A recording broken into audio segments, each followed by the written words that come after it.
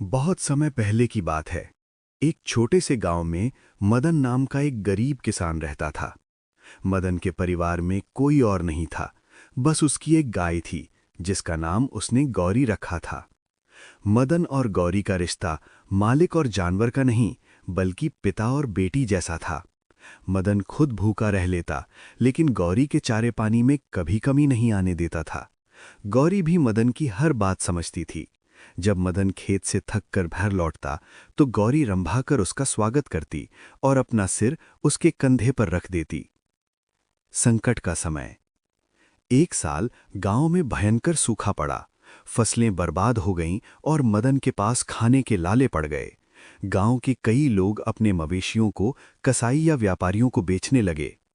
एक अमीर व्यापारी मदन के पास आया और बोला, मदन, तू खुद भूखा मर रहा है, ये गाय मुझे दे दे, मैं तुझे इसके अच्छे दाम दूंगा।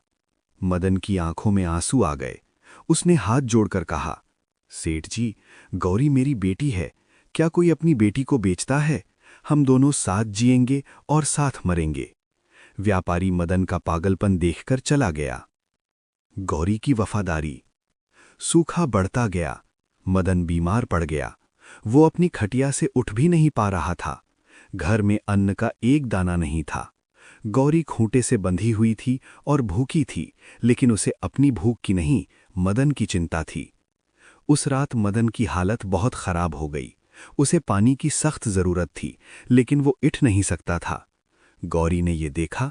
उसने पूरी ताकत लगाकर अपनी रस्सी खींची। प्यार और बेचैनी में इतनी ताकत थी कि रस्सी टूट गई।